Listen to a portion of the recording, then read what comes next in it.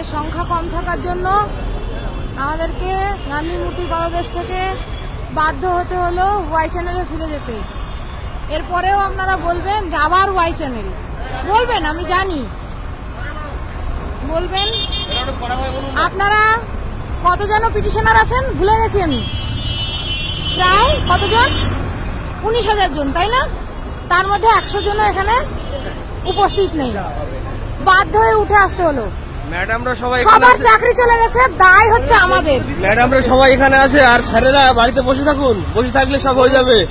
Facebook বিপ্লব করুন আর WhatsApp বিপ্লব করুন, করলে দেখবেন সবকিছু হয়ে যাবে। বসে থাকুন, আমরা এখানে 150 জন নিয়ে যাচ্ছি, আপনারা ঘরে বসে থাকুন। বলবেন না ধর্ণা চালান, আন্দোলন চালান, চাকরি ফিরিয়ে আনুন। আপনার চাকরি আছে, দায় আপনার, আমাদের নয়, এটা যেন মনে থাকে, বুঝেছেন? এরপরে যদি কখনো উঠে যেতে হয় উঠে যাব, আমাদের কোনো আপত্তি নেই। আপনার চাকরি বাঁচলে আমারও বাঁচবে, কি দায় পড়েছে?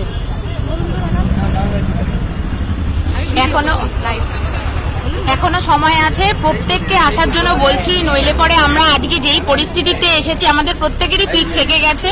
এইবার অন্তত আর বাড়িতে বসে থাকবেন না।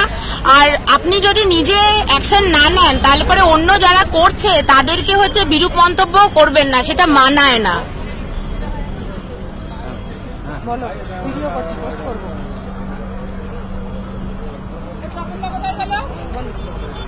আপনারা বাড়ি বসে বসে আর কি দেখবেন? দেখুন, মাত্র আমরা 40 জন আছি।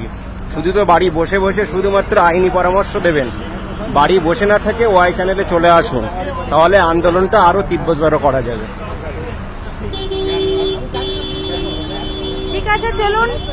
আপনাদের চাকরি বাঁচানোর দায় আমাদের এই কজনের ওপরেই বর্তালো না হয়, আমরা সামলাই। আপনারা বাড়ি বসে এসির হাওয়া খান, ঠিক আছে? এরপরে যেন দয়া করে দোষ দেবেন না।